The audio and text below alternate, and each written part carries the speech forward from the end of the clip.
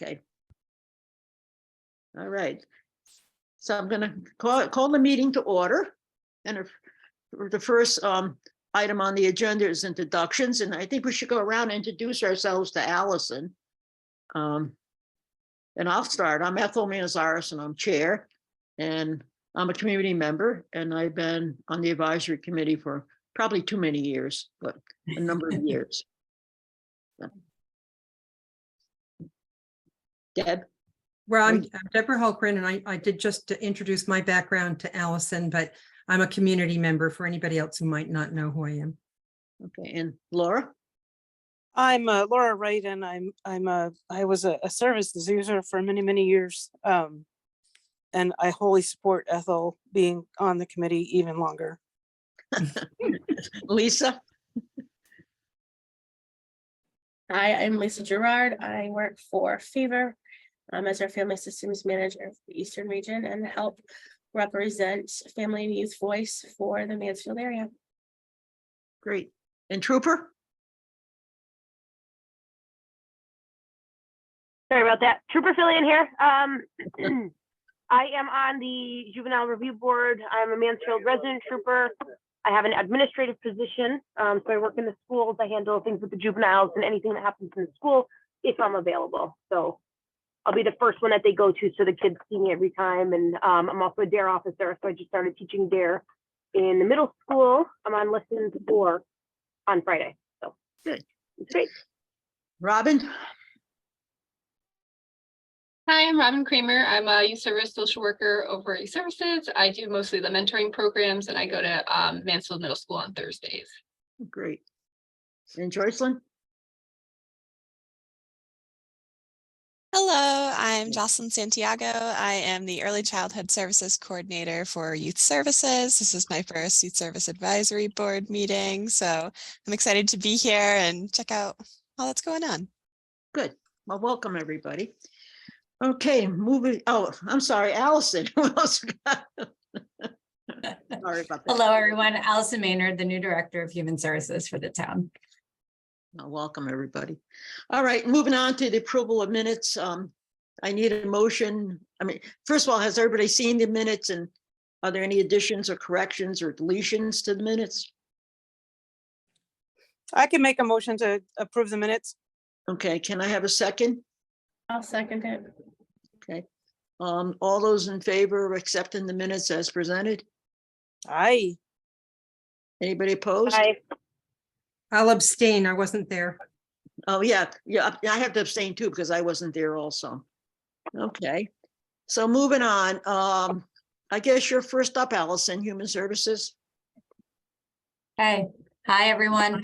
So once again, I'm the new Director of Human Services. This is officially my 3rd week, 2nd snow day already. Ironically, after a winter of no snow, I get here to Mansfield and we have all these delays and closings. So I am truly excited to be here.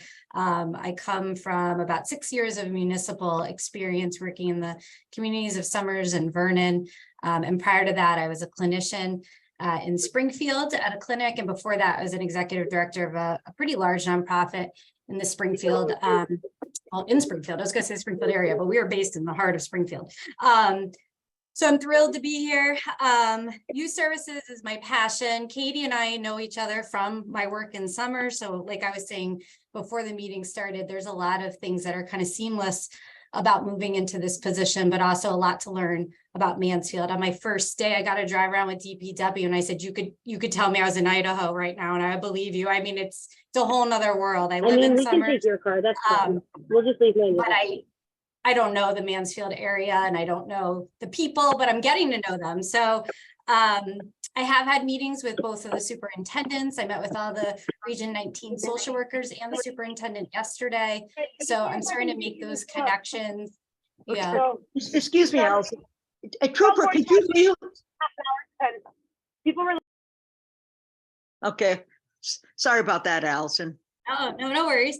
So I'm starting to make those connections, still getting to know the staff. So really just excited to be here, excited to see how I can help support this work. As far as just kind of the nuts and bolts of stuff that has been happening on the youth services side that we're working on, is we did get that social worker position finalized and posted. It should be the internal wording should be removed today so that it can be posted externally. So we're really hopeful to get a good candidate. I think it's a competitive salary. It's a, a great town to work in. So I'm really, with wonderful benefits. So I'm just really hoping we get the right candidate. It's been open too long at this point. So Katie and I were able to move that forward last week. And then I'll be presenting the budget for human services on April 6th. If anybody wants to tune in, I will actually be zooming in from Puerto Rico because I had a vacation planned. And then once I started my first day, I had all these meeting notifications. I said, oh, okay. So I will be presenting, unfortunately, remotely. That is not ideal, but anyways, so that's at 6:30 to 9:30 on that Thursday, February 6th. And that's it for me, unless you have any questions for me. Be happy to answer any. I think we're all set. Okay. Okay, Katie, thank you. thank you. Katie, you want to do your report? All right, so our biggest excitement since the last time we met is we had Jocelyn start with us, I think like right after we met. Right? Am I mathing that right? I think that sounds right. And if not, this is still her first advisory board meeting. So we're excited to have her. She's coming into that role of early childhood services coordinator. And Sarah Dufresne has been amazing about making sure that there is not a beat that is getting missed and getting her right into the new grant cycle for the school readiness grant. And fortunately, this current cycle with the school readiness grant, the OEC has made super easy, which was very kind to our transitional year. And in all things transition, Robin is picking up and running wicked quick with the new mentoring semester. And she's been awesome about jumping right into those huge programs and being excited to take them on. So we were in February able to orient all of our volunteers for the current semester and get started with our COPE and Big Friends programs. We're, battling the weather a little bit on Tuesdays, but fortunately today was not a scheduled mentoring day because our Yukon crew is over on spring break. So that one's a freebie, but we're really excited to be at a new stage in youth services and to have new folks coming in, excited to kind of see what we can keep doing better and see what new fun things we get to bring into the mix. Our counseling services are pretty full at this point in our after school hours and our school-based hours. So we are definitely looking forward to having that new position filled. To be able to see those kids in the after school hours. I know the middle school would love some more support. I know the high school could use some more places to have kids be able to walk over to get some counseling services. And I know the elementary school is also starting to kind of reach out and feel that crunch and feel that need with all of the transitions that they've got going on with their transition into the new school building slated for the return from April break. So we're definitely excited to have that position reposted and to not have to be kind of stuck in the panel interview modality. That was kind of really a hurdle to get through to get enough good candidates in. So being able to kind of interview folks as they apply to find that right fit, I'm hoping will make it a faster process to just get somebody here who's excited to be here and is ready to do the work, because there is plenty of it. And I think everyone kind of is aware of the mental health picture of our youth right now, just being the needs so high and the availability so low. So we're trying to do as many yeses as we can while recognizing that we can't manufacture clones of ourselves yet. If any of you have the technology and the information, please do share. But we're excited to be kind of moving forward into the next steps of things. My Pride has still been meeting. The kids are excited. We have officially locked in Bohemian Rhapsody as the movie that we will be screening for Celebrate Pride this year on the 9th. And hot off the presses breaking news, Mucha, our drag queen story hour performer, has just let me know that they're available again for this year. So super excited. I know my Pride kids have been asking me if they will be back. And so I'm excited to now know that yes, they will be. So super pumped for that and the work in progress that is. And then other things that we have going on in terms of events coming up. Reminder to all, save the date for y'all for our volunteer recognition, because you guys, as our board, are amazing members of our volunteer team that help us do the work that we do. So we will be having that volunteer recognition banquet for the first time in person since pre-COVID. And that is going to be Wednesday, April 26th at 5:30 at the Senior Center. Please email me your t-shirt size so I can give you a t-shirt, even if you don't want to be like on stage embarrassed. Please let me give you a shirt, because you have to amass the same kind of collection that we amass of the amount of youth services shirts that we have. This year's volunteer orientation theme, volunteer recognition theme, we are going with county fair. So there will be a lot of tasty, but maybe not the healthiest celebration food, but you know what? That's okay. There are sometimes foods, and we're excited to be able to do that, because our volunteers are blue ribbon. Yeah, we made that pun because that's, what we do. So do save that date. Also, another date to save is April 19th. So the Wednesday before, we are sponsoring, with the support of EO Smith in their library, using that space with our local prevention council grant from CRAC, hosting an in-person hidden in plain sight training. So I know we had done a virtual one when we kind of flipped over into the pandemic mode, since we had to cancel the one that we had in person for 2020. So we're excited to be able to bring it to in person, and what that program looks like. It is an adults only program for parents, educators, other caregivers, other adults who work with young people, to recognize the signs and warning signs that your young person might be making some risky choices, particularly related to substance use, and the ways that are unfortunately really easy for them to be hiding it. So it is that training on what should you look for that should cue you in to something that maybe you don't already have on your radar, and then how to talk to your kids about it, what to say about it, how to have those conversations, and honoring the fact that all of those conversations are going to be different depending on the values of your household. Whether you are having conversations about, abstinence as a value, whether you're having conversations about harm reduction as a value, but kind of being able to give parents the tools to frame the conversations and to listen, because the more you listen, the more you're going to learn, because our kids will actually talk to us when we're not kind of maybe in that kind of lecture mode. So we're excited to have them. That's presented by the Connecticut Association of Prevention Professionals, come out and be able to do that training. It's a free training. It's going to be open to any sending community who wants to show up. So we're definitely trying to get the word out, particularly to Willington and Ashford folks, but anyone else who's local is welcome to come. So we're working on kind of figuring out the electronic backpack system for EO, since we're less familiar with it. So I know I've sent it on to Principal DeLoretto, and I'm hoping that we can kind of figure out how to promote that. We've got it up on our Facebook. So if you guys do follow us on Facebook, please do feel free to share. I know it's gone out to electronic backpacks for, I believe, at least Mansfield Middle School students. And I'm hopeful that they'll maybe also send it on to the elementary school students, because maybe they're not worried about fourth graders having things in their room, but maybe those fourth graders have some older siblings that are in high school and maybe, need that, or are in middle school and, it just got missed in the backpack. So those are the big events that we've got in the up and coming. Diversion has definitely continued to be a huge referral, ongoing. We're meeting most scheduled times for circles. This month we did not have a first round of circles, but we do have a second round of circles coming up on the 23rd. So, we're pretty consistently getting anywhere from 2 to 4 referrals a month, if not a little bit more. So kind of working through those.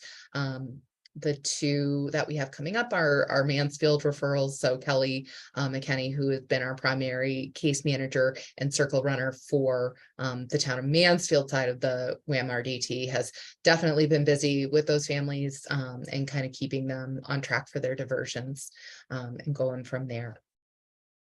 I think that's all my big, all of the words talking at things. I have a question. Mm-hmm.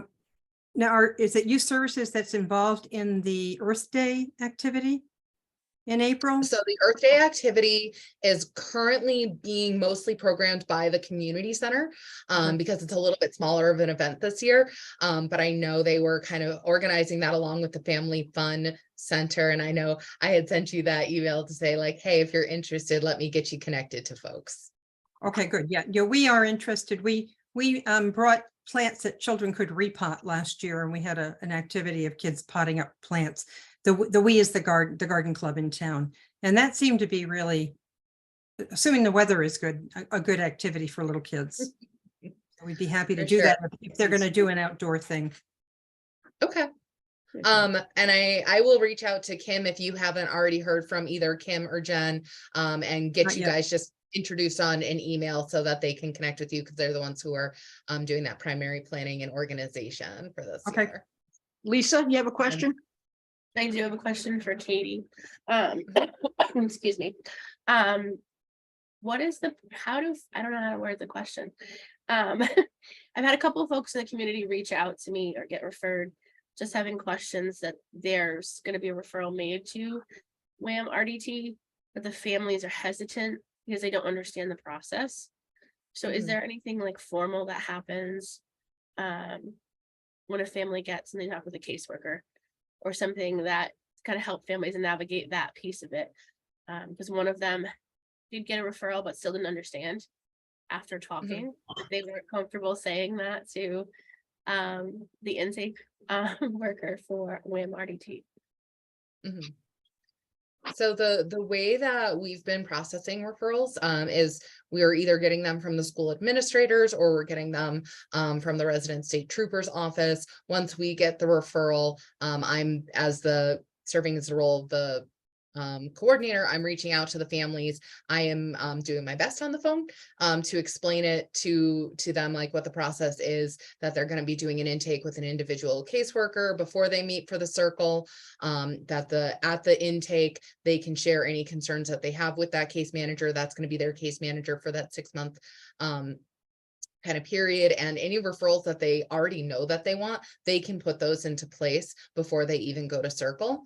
And then at that intake, whoever the case manager is would also be giving the youth and family the questions that we're going to ask at circle, and really kind of the goal being that we stick to those questions. There's no surprises.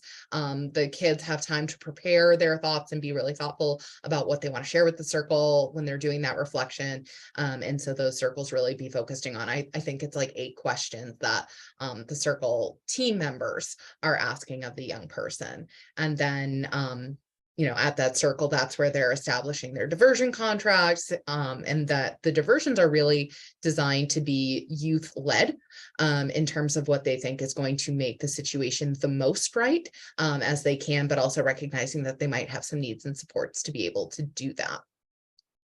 So that's typically our process. I tend to kind of try to explain it the best I can on the phone, confirm that they're available for whatever our next circle is going to be. And then the families get a letter from me with their circle date and time where it's going to be. So they've got that in hard copy. We're not using email because there's still a layer of confidentiality around particularly the legal things. So most JRBs in the state are not using anything digital still at this point. So it is kind of like that snail mail phone call phenomenon, which is not the way the rest of the world kind of really operates right now. But it's kind of what our expectations are from the state. So then they would go in for the circle, and then the case manager would be doing that follow up with them every couple weeks, depending on what they decide the need is.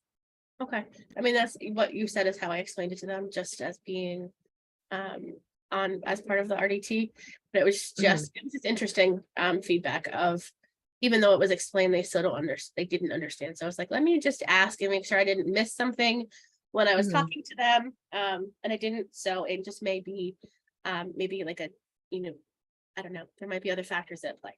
So thank you for that.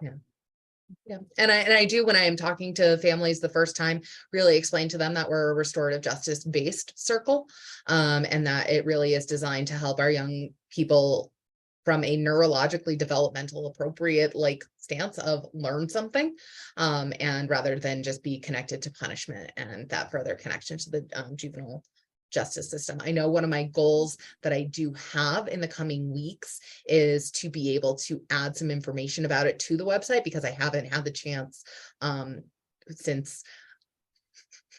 since we were working on getting up and running with new staff to be able to really add that component to the website. But I am definitely, I have it as a recurring thing on my calendar saying, no, really, you're going to do it. And I go, yes, I really am. It's going to be great. So I am hoping to have a little bit more information available on the website so that if families do have questions, they have another reference rather than just a verbal conversation. So I'd like to add to that as well. It's Trooper Fillion here. If I'm making a referral and I'm speaking with the juvenile, I'm speaking with the parents when we do our meeting, I basically reiterate the same thing, more so that the legal aspect of it, where, you know, Mansfield is a great town and we have this juvenile review board, and we're trying to help them as a town and keep everything within the town before it goes to the state level and to the judicial system, and that there's lots of opportunities and there's lots of services that the town can provide for them to help them, and that, you know, it's not necessarily the crime that they committed, it's the reason why they did it that we want to focus on. So it's more based on the child themselves, their needs. You know, we want to help figure out the why, and the review board is going to help do that, and the youth services is going to help do that. So I just wanted to say that as well, that those are some of the things that I say to the parents and to the child. Okay, thank you. Any other questions of Katie before we move along on the agenda? So And I Katie, think, you know, just to kind of reiterate that moment that that Trooper Fillion and I are saying the same thing, the case managers are saying the same thing, that is by design, because we also recognize that when a parent is getting a phone call from a trooper, they are in a different state of processing around what has just happened. You know, what am I in the middle of dealing with right now? And so, you know, what they take from that initial interaction might just be bits and pieces because they're really feeling overwhelmed. So then the hope is that with my further follow-up conversation that I can answer any questions for them and kind of go over that same set of things at a different time when they're feeling less stressed, less overwhelmed, but that it's still a stressful and overwhelming process. And so we kind of do that talk again with the intake and go from there. okay, moving on in the agenda, you did your sector reports already. So, Do we have anybody else who wanted to kind of add to what they're seeing in their neck of the woods, their realm of, you know, whether it's being with the middle schoolers, or Lisa, like you shared, some families still having some of that confusion around the RDT? The only other thing that I've been hearing is parents' concerns with social media and the hidden file, like the hidden folder on Snapchat that youth are having, and trying to help families teach them to access that folder. Sorry, I apologize. I am battling pneumonia, so if my voice breaks and I cut out, that's why. But that is really kind of what I'm hearing, is that social media piece, and not just for like middle schoolers, but for elementary school kids too. They're using phones younger and younger, and social media younger and younger.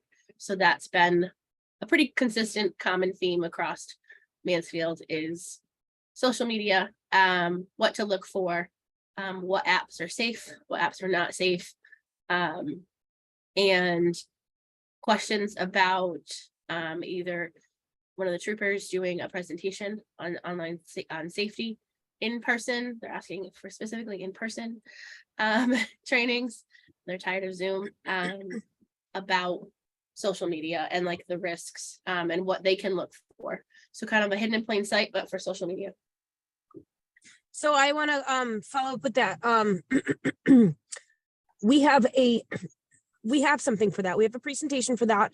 It's something that I've been talking with the DARE coordinator within the state of Connecticut, who happened to used to be a resident trooper in Mansfield, TFC James White. We have a presentation for that. It's in person. We want it to be in person. It addresses social media concerns. It addresses those hidden things. It addresses what the parents can look out for when it comes to identifying possible, you know, THC use early, social media influences, how to secure them, those apps that are hidden, you know, the calculators that have the photos in them and stuff, how to identify those things. And it's an interactive in-person presentation. It's very good. I actually had it myself, and I thought it was amazing. And it's something that I really would like to bring to the town. So we can, you know, set up a time to chat about that and create some date that would work for everyone, where we could do that presentation if that's something that they're looking for. I really think it's a good idea, and I think we should definitely do it. I think that it'll help, even if it's just that one student, you know, that one child, to make the right choice. I think it matters. I think it's going to be a good thing. Yeah, that's perfect. That sounds exactly what they're looking for, or what they're saying they're looking for. So we, let's connect and figure something out to get that done. Absolutely. I told them that I'd bring it here because this would be the best space to bring it. So I'm glad that we can get that going for them. In addition to that, the middle school has a program in just a couple weeks. I think it's March 27th, that we're gonna have someone come in to talk about internet safety. If I'm thinking back to the last time I saw the presentation, I don't think it dives as deep into maybe some of the hidden apps and some of the ins and outs of it. So I think it would be paired really well with what Trooper Fillion just shared. But it does just talk about internet safety in general, and that will be for our 5th, 6th, and 5th, 7th, and 8th graders.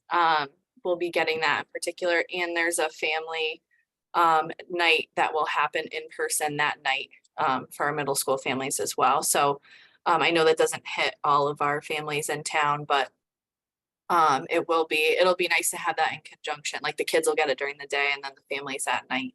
And then I think it would pair really well with, you know, that additional program that dives a little bit more in depth into social media and the specific apps that kids right now are using. So Danielle, I would like to communicate with you on that if we can, because I'd like to attend that presentation that day, and I'd like to see what more I can do on that side of DARE, and then we can talk to the coordinator and figure out, you know, a good way to implement that. So if you could just send me an email or text me in on your communications, I want to make sure that I'm available. Perfect. Thank you. Danielle, do you know who's doing that presentation? Do you know who's putting it on? Yep, it's gonna be Officer Driscoll. I think it's Scott Driscoll. I was gonna say, I hope it's Scott Driscoll. Yeah, so they were just in Summers, and I live there too. So my daughter, you know, went to the assembly, and it's very powerful. His message is extremely powerful. So that's awesome. Great. Okay, well, thank you, everybody. And moving on to old business, the review of the board composition and charge. And the committee met way back in 2018 and came up with revisions. And I don't know if you've all had a chance to look at them. And if you have any questions about them. And this will be the first time it's been revised since, I don't know when, you know. So. I think what's technically on the books is from 1991, even though our 2019 work should have made it in, but then didn't. Right. So the only change that I had put on what we had originally put together in 2018 was originally in 2018, our Youth Service Bureau enhancement grant was still coming through the State Department of Ed. It has since shifted over to the Department of Children and Families. So that is literally the only change that I made to what the board had wanted to do in terms of how we appoint to our board, who is appointed to the board, how those slots look, and they're really modeled to be in compliance with the grants that we apply for. Okay, good. Okay, do we have to have a vote on this, Katie, to accept it the way it is, or just? I mean, I think like we ask in this moment, is there any changes that anybody wants to see? And if there's not, I think, you know, doing a vote is pretty good form. And then that way I can include it in the minutes. And then what my next step would be, if the board as a quorum here today votes to move forward with it, I will submit that to the committee on committees, and then they'll probably ask either me or you, Ethel, or us together to come to the committee on Right. committees and say, this is what we would like to do. Okay, sounds good. Okay, does anybody have any questions about it? If not, can I have a motion that we accept the the revised composition as presented for the YSAB? I can make a motion to, I have no questions. Okay, I'm sorry. So I'll make a I motion. second. Okay. Any, I s- go ahead, Kruger. I second. Oh, okay. Is there any further discussion? Before we take a vote? If not, all those in favor of the revised composition, say aye, or, Aye. okay, anybody opposed? I It's passed, so I guess you can present it to the committee on committees, okay? Okay, moving That was on. so much easier this time. I love it. I know it. Let's hope that. That means we did really good work when we fixed it the first time. Yeah, and hopefully they'll accept it and there won't be any revisions from them. I think you touched on new business already, right? You gave us all the upcoming did. events.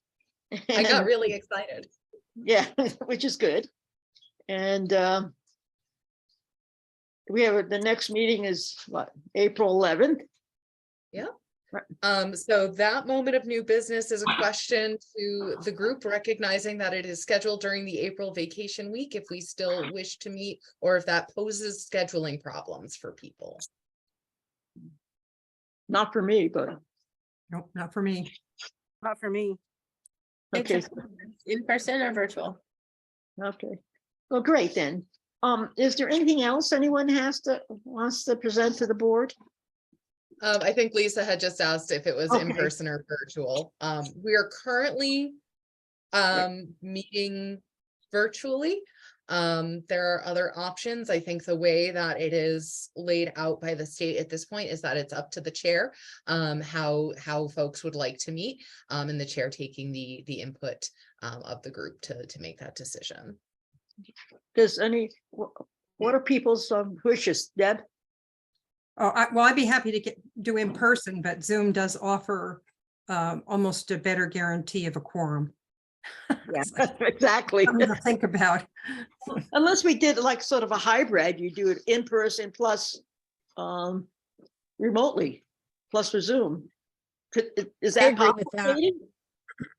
I can check with our IT team. I think there are some meetings that happen in a hybrid capacity, but I don't know if they have special requirements to be hybrid as a kind of live streamed event. And the live streaming has like different weirdnesses to it. But I can shoot them an email and kind of see if it's just an easy, like, yes, some people want to be in person and we just grab a laptop and boom, boom, boom, or if there's like other stipulations that go into it. So I can find that out maybe before we meet in April, and then in April, I'll bring that information back, Right. and we can kind of plan future from there. Yeah, we can decide then and have a vote then rather than do it now. And I know in the past, when I've had migraines and not been able to make a meeting, I have called in Right, on a meeting. And so that was always an option, right? well, yeah, you called in, but we couldn't see you. Right. Right. I was down with migraine in my pajamas, sorry. Yeah. Yeah, that was always an option. You're Any making me other- feel bad now. I think sorry? Zoom is Making me feel like bad a new because I didn't world. have my screen on. Is there anything else anyone wants to discuss? Yes, Deb. Social media tells me that March is Love Your Social Worker Month. I don't Oh, know- I don't know if that's accurate or not, but I love my social workers. I just want you all to know. good. We should love our social workers every month. They work Every very month. hard. You're right. You're right. So Love I our social I workers have something and I our want early to, childhood services coordinators and all our volunteers. Yes, Trooper. yep, so I just wanted to mention, I mentioned it, I think earlier. So we started the DARE program this month. We're out of Mansfield Middle School teaching the elementary curriculum to the 5th graders. I've done 3 lessons already. I'm gonna go on my 4th not this weekend, not this Friday, but the one after. And I'm getting a great, I mean, it's great. It is absolutely incredible. The kids love it. They love having me there. We also have a guest that joins me, Sergeant Nessie from Yukon. So he's going to go through the DARE program shortly as well to become an officer. So he's just helping out since the class size is a little bit larger. But he does well, and the students are very engaged. They love when I come in. They love the days. They're doing well. They're processing the information very well. I just wanted to update you guys on that. I wish I could teach it to every grade. I really do. I think that, I want to do well with this, which is part of why I want to make sure that I have some sort of information for the parents too, so that they can see what their kids are learning. And they can kind of work with it as well at home when it comes down to making good decisions. So I just wanted to let you guys know it's going well. I don't want to stop. I think this is great. Thank you. Sounds good. I want to highlight, because Trooper Fillion, you've shared with us that this is not the old DARE, but to kind of recognize that some old models of DARE they found to be wildly ineffective. This is not that thing, and this thing has really evolved to be bigger than say no to drugs. Yeah, this is more involved in, just as it states, good decisions. So we have the good decision making model. They changed the DARE to define, assess, revise, and I can't even remember, honestly. I have to have it in front of me, and then evaluate. So it's more about making good choices, figuring out, when what's a risk? If I'm in a risky situation, what can I do? I can make this choice or this choice. Okay, now what would the consequences be? How would I feel? How would other people feel? Is this a positive consequence or a negative consequence? It also involves stress, what to do when you feel stressed, peer pressure, ways you can communicate about your peer pressure, ways you can communicate with the person, and all the alternatives. We actually physically practice that by doing skits and everything. So there's something in the back of their mind. There's a tool that they can use in real life if they come to a situation where they maybe feel peer pressure into making a poor decision. And it's not just about drugs. It's about maybe making fun of somebody else, or what to do if somebody's bullying, or if you feel like you're pressured into doing something you don't want to do, like joining a team or anything like that. It's not specifically drug related. So, okay. Sounds good. I'm glad to hear the program's changing, because I have an 18-year-old in my life who smokes on a pot cartridge pipe in his DARE t-shirt. So that obviously didn't work. Wah, wah. Yep. I mean, we can't save everybody, but I sleep at night because I hope that there's the one thing that I say, and the one thing that I do that helps, a child make a good choice to better their future and not go down that wrong path. And I that's how I sleep at night. That's how I feel like I've done a good job, is that I can at least help that one person.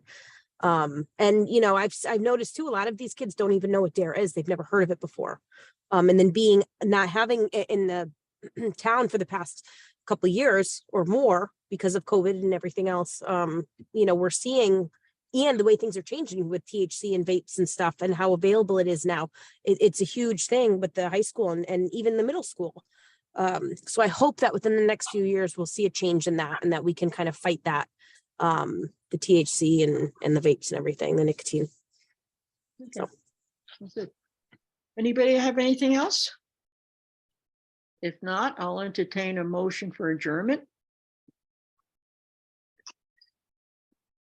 Somebody wants to adjourn, right? Thanks. I'll make that motion. Okay, good. Motion to adjourn. Good. Okay, and Katie and Allison, could you hang on after this meeting's over? Yeah, yep. Okay, thank you. Thanks, All right, everybody. so we are you next month. adjourned, and I will stop our recording. Okay, thanks.